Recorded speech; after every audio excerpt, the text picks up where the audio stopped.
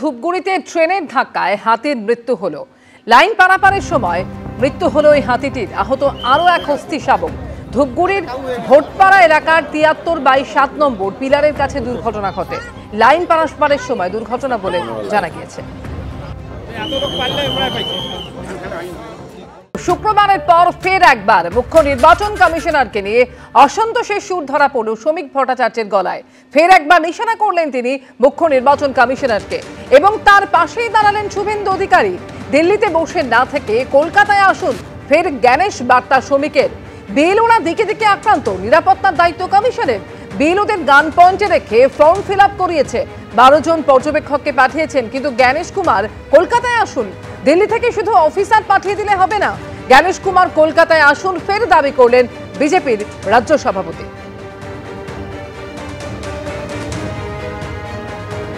SIR চলছে, এটা একটি সাংবিধানিক সংস্থা, নির্বাচন কমিশনের দায়িত্ব।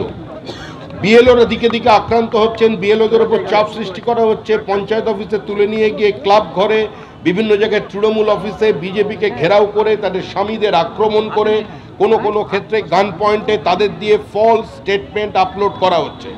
বিএলওদের সুরক্ষা দেওয়ার দায়িত্ব নির্বাচন কমিশনের।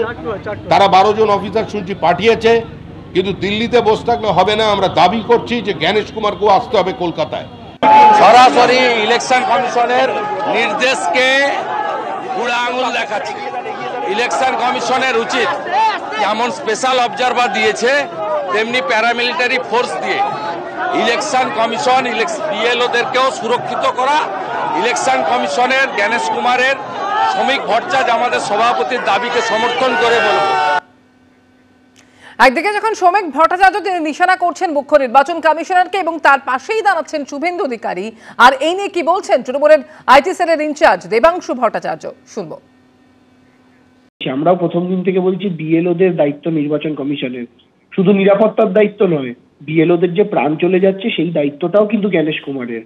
যদি বিএলওদের নিরাপত্তার জন্য আজকে বিজেপি জ্ঞানেশ কুমারকে দায়ী করে, তাকে দায় নিতে বলে, তাহলে যে বিএলওদের প্রাণ চলে গেল তার জন্য জ্ঞানেশ কুমারকে দায় নিতে তো বলা উচিত। এক যাত্রায় তো পৃথক ফল হতে পারে না, তাই না? তবে এটাই প্রথম নয়, এর আগেও রাজ্য বিজেপির সভাপতি শ্রমিক ভট্টাচার্য তিনি নিশানা করেছিলেন জ্ঞানেশ কুমারকে। কি বলেছিলেন তখন শোনাবো। বিএলওদের আজকের এই অবস্থা যদি হয়, তার জন্য তারা যে পরিস্থিতির শিকার হচ্ছে তার দায়িত্ব কিন্তু নির্বাচন কমিশনকে নিতে হবে। নির্বাচন কমিশন দিল্লিতে জ্ঞানেশ কুমার বসে থাকবেন, উনি জ্ঞান গর্ব 2-3টে স্টেটমেন্ট দেবেন, আর পশ্চিমবঙ্গের স্থিতি অন্যরকম হবে, এটা হতে পারে না। নির্বাচন কমিশনকে আসতে হবে, এখানে জ্ঞানেশ কুমারকে আসতে হবে।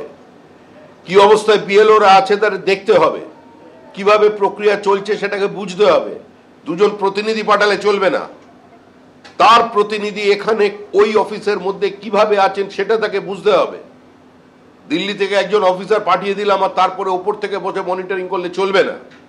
পশ্চিমবঙ্গের পরিস্থিতি অন্যান্য রাজ্যের থেকে আলাদা। ইলেকশন কমিশনার যদি মনে করেন দিল্লিতে বসে থেকেই আর 2-1টা ডেপুটেশন নিয়েই তিনি ওখান থেকে মানে স্যাটেলাইটের মধ্যে দিয়ে পশ্চিমবঙ্গের এই প্রক্রিয়াটাকে কন্ট্রোল করতে পারবেন, ভুল করছেন। তাকে এখানে আসতে হবে।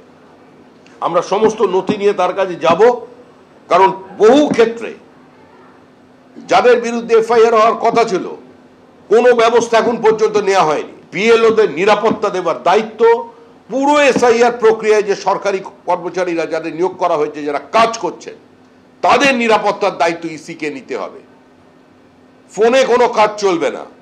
প্রয়োজন হলে জ্ঞানেশ কুমারকে কলকাতায় এসে অফিসে বসতে হবে, বর্ধমানে যেতে হবে, দক্ষিণ 24 পরগনায় যেতে হবে। ডায়মন্ড মডেল যেখানে চলছে, ডায়মন্ড হারবারে গিয়ে দেখুন কিভাবে বিএলওদের অবস্থা তৈরি করা হয়েছে। পশ্চিমবঙ্গের পরিস্থিতি অন্য প্রদেশের থেকে আলাদা। সেই আলাদা পরিস্থিতির কারণে আমরা দাবি করছি যে জ্ঞানেশ কুমার আসুন, নিজে এসে অফিসে বসুন, অফিসে বসে মনিটরিং করুন। এর আগে আমরা বারবারই দেখেছি তৃণমূল কংগ্রেস নিশানা করেছে নির্বাচন কমিশনকে, আর এবার নির্বাচন কমিশনকে নিয়ে একই রকম অসন্তোষের সুর শোনা গেল শ্রমিক ভট্টাচার্যের গলাতেই। আর এই পুরো বিষয়টি নিয়ে সিপিএম নেতা শতদূপ ঘোষের কি প্রতিক্রিয়া, শুনুন। নিজেদেরকে এগুলো সংস্থাগুলো থেকে আলাদা করার জন্য মাঝে মধ্যে এদেরকে এই কথাগুলো বলতে হয়। উনি যে কথাগুলো আজকে বলছেন শ্রমিক ভট্টাচার্য, কথাগুলো হয়তো সত্যি, কিন্তু এগুলো ইলেকশন কমিশনার জানেন না এমন তো নয়। এবং এই সমস্যা আজকে খালি পশ্চিমবাংলায় হচ্ছে এমন নয়। আপনারা জানেন যবে থেকে এসআইআর শুরু হয়েছে গোটা ভারতে 15 জন বিএলওর দুর্ভাগ্যজনকভাবে কাজের মধ্যে কাজ চলাকালীন মৃত্যু ঘটেছে।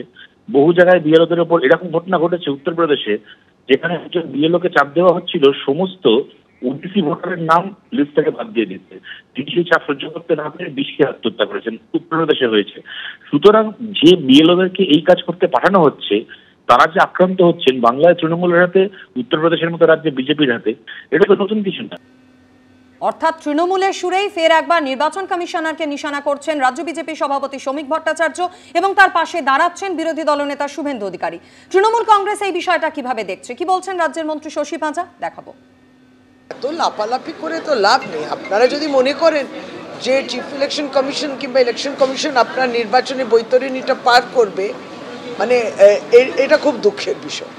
কারণ আমরা গতকালকেও দেখলাম বিজেপির রাজ্য সভাপতি অন্যরকম একটা উষ্মা প্রকাশ করেছেন চিফ ইলেকশন কমিশনারকে নিয়ে, তার নামেতে বললেন বেশি জ্ঞান দেবেন না ইত্যাদি। বাস্তবটা দেখুন, এবার বাস্তবটা বুঝতে পারছে ভারতীয় জনতা পার্টি। এতদিনে 1 মাস লাগলো আপনাদের বুঝতে। বিহারে কি বুঝতে চাননি, না বুঝে অবুঝ ছিলেন? এবিপি আনন্দ, এগিয়ে থাকে, এগিয়ে রাখে।